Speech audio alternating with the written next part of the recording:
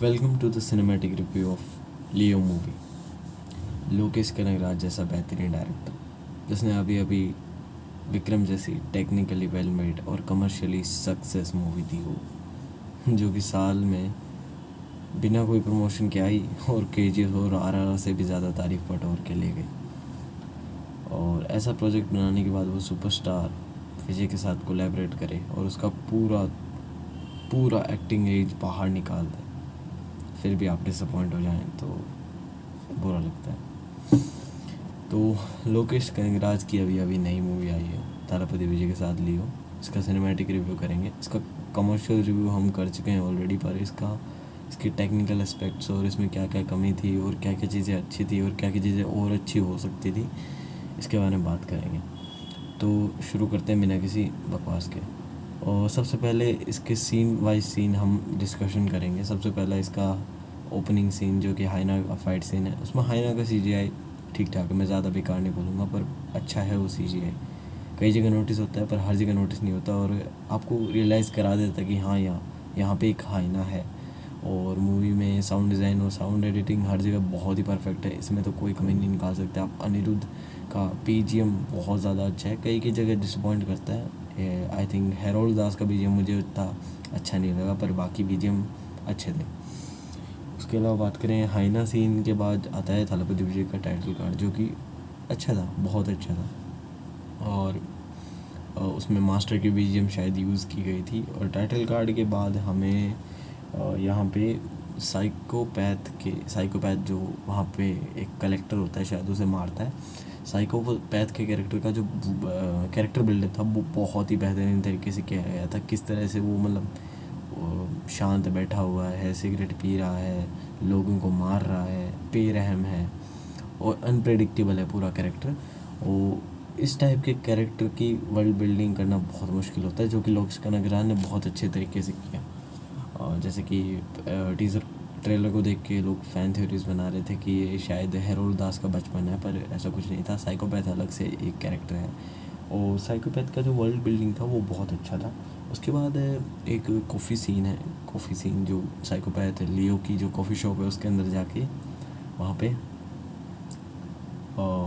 एक लड़की को बंदी बना लेता है और उसके बाद वहाँ पे उससे चॉकलेट कॉफ़ी मांगता है और जितने पैसे उनके पास पड़े हैं वो मांगता है। उसके बाद वो उसे सेक्सुअली हैरेस्ट करता है, पर फिर लियो को गुस्सा आ जाता है और उनके बीच में एक फ़ाइट सीन है जिसकी मतलब अगर मैं बोलूँ क्विंटन टैरेंटिनो स्टाइल में पूरा फ़ाइट सीन शूट किया गया है। बहुत अच्छे तरीके से फ़ाइट सीन बनाया गया है। टेंस मूवमेंट को इतनी आसानी से लोकेश कनगराज ने क्रिएट किया है। उनका वो कितने वर्सेटाइल और कितने बेहतरीन डायरेक्टर हैं, ये चीज़ इस सीन में दिखाई देती है। और मेरे हिसाब से ये बेस्ट सीन है, जो कि इस मूवी का बेस्ट सीन है ये कॉफ़ी सीन। और जो इसकी ओरिजिनल मूवी थी, यानी ये मूवी रिव्यू है 2007 की हिस्ट्री ऑफ वायलेंस का, जो भी एक कल्ट क्लासिक मूवी है हॉलीवुड की, उसमें भी एक ऐसा ही कॉफ़ी फाइट सीन होता है, पर उस ओरिजिनल फाइट सीन से ये सीन 15-20 गुना ज़्यादा अच्छा है, क्योंकि इसे क्विंटन टैरेंटिनो के क्लासिक स्टाइल में शूट किया गया है। जैसे कि आप कहें तो once upon a time in Hollywood या फिर डिजेंगो अनचेंड में जैसे क्लाइमेक्स फाइट सीन्स की बात करें तो वो किस तरीके से बिल्ड किए गए थे, ऐसे ही मतलब बनाया गया है। इसका स्ट्रक्चर काफ़ी वेल मेड है और इसे मैं पूरी मूवी का बेस्ट सीन बोलूँगा। उसके अलावा बात करूँ तो उसके बाद कोर्ट ट्रायल रहता है लियो का, क्योंकि वो वहाँ पे 3 बंदों को मार देता है अपनी सेफ्टी के लिए। और ये कोर्ट ट्रायल काफ़ी ये जो कोर्ट ट्रायल था काफ़ी फास्ट फॉरवर्ड था, पर फिर भी मतलब ज़्यादा इम्पोर्टेंस थी नहीं इसकी। फिर लियो इस कोर्ट ट्रायल के बाद साइकोलॉजिकली कहीं ना कहीं डैमेज हो जाता है। शायद ये उसी डैमेज को दिखाने के लिए बनाया गया था पूरा कोर्ट ड्रामा, पर मतलब ज़्यादा इसका इम्पोर्टेंस लगा नहीं मुझे मूवी में, क्योंकि जो ये प्रेशर है अपनी फैमिली को प्रोटेक्ट करने का, ये लियो में तब दिखाई देता है जब उसकी इस मतलब 3 लोगों को मारने के बाद वो उसकी फ़ोटो पूरी सोशल मीडिया में हर जगह बहुत ज़्यादा स्प्रेड हो जाती है। और जो इसके पुराने दुश्मन होते हैं उनको भी अच्छे तरीके से बिल्ड किया गया है। वो जिस तरीके से लियो को देखकर ऐसे रिएक्शन देते हैं, जैसे मेरे हिसाब से मारी मूवी में भी ऐसा कुछ था, मारी 2, उसमें भी जैसे रिएक्शन होते हैं लोगों के वैसे ही रिएक्शन थे और काफ़ी अच्छे लग रहे थे वो कि भाई लियो का क्या बैकग्राउंड हो सकता है ऐसा। और ये जो पूरा सीक्वेंस है कोर्ट रूम ड्रामा के बाद जो लियो के बारे में उसके दुश्मनों को पता लग जाता है, ये बहुत अच्छे से बनाया गया था और बहुत अच्छे से लोग एक्साइट हो गए थे कि हाँ यार क्या बैकग्राउंड स्टोरी पता करना जल्दी से जल्दी।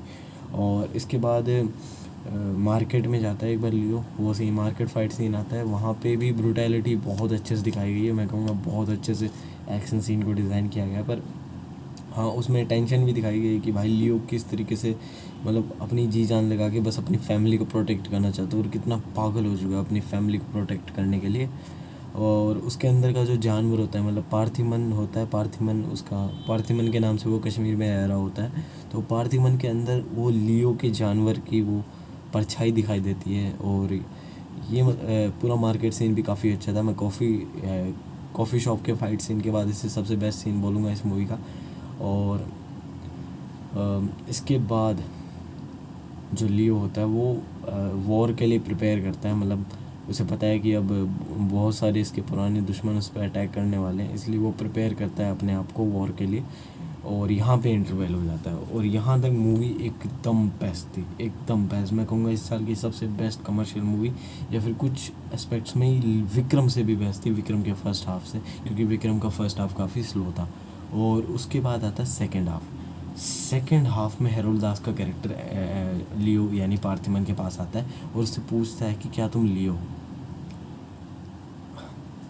अब एक बार पूछा तो ठीक, पर एंटनी दास बार बार पूछता है।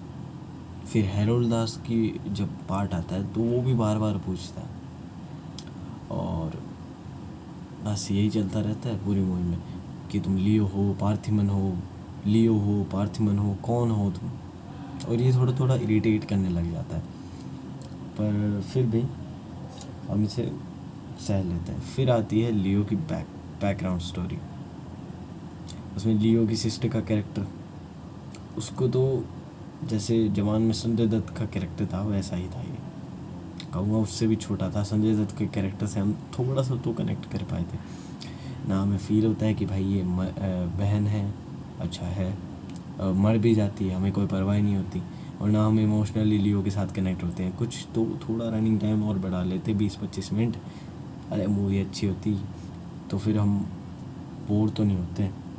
उसके बाद एंटनी दास का एक ब्लैक मैजिक के साथ एक कनेक्शन दिखाया गया, वो थोड़ा इंटरेस्टिंग लगा। उसको देख के लगा कि हाँ यार कहीं ना कहीं से जोड़ रहे हैं ब्लैक मैजिक से, सुपर नेचुरल थिंग्स से। पर वो भी उसको जस्टिफाई नहीं किया गया कि क्यों वो इतना अंधविश्वास को मानता है। उसके बाद जब वो उसकी बहन को मार देता है एंटनी दास, उसके बाद एक वन टेक फाइट सीन दिखाया गया है जो उनकी दास एंड कॉरपोरेशन थी, टोबैको कंपनी, उसमें फ़ाइट सीन दिखाया गया जो मैं कहूँगा वन टेक का में कैमरा जिस तरीके से मूव करता है वो अच्छा है। और उसमें उसके बीच बीच में एक ईगल उड़ता है, उसका सीजे बहुत ही बेकार है और ये मीडियोकर टाइप का एक्शन सीन है और ये भी मीडियोकर है। इसके बाद इसकी बैकग्राउंड स्टोरी एंड हो जाती है और बहुत ही बेकार थी। ऐसा लग रहा था लोकेश कनगराज ने किसी 7वीं क्लास के बच्चे से लिखवाई है। उसके बाद एक हेरोल्ड दास नहीं एंटनी दास उसके बेटे को उठा लेता है और उसके बाद एक कार फाइट सीन होता है जो कि कूल है, देखने में अच्छा है, वीएफएक्स थोड़ा कमज़ोर है। उसके बाद वो एंटनी को मार भी देता है और हमें कुछ फील नहीं होता। और उसके बाद वो हेरोल्ड को जाके भी उसके दास एंड कॉरपोरेशन में मार देता है। इस बीच उसके घर पर कुछ गुंडे अटैक करते हैं तो उनको वो मतलब पुराने मूवीज़ के स्टाइल में मतलब उसने जाल बिछाए होते हैं जैसे वो सबको मार देता है। एक बंदा बचता है उसको हाइना मार देता है। वो सीन थोड़ा अच्छा था, इम्पैक्टफुल था।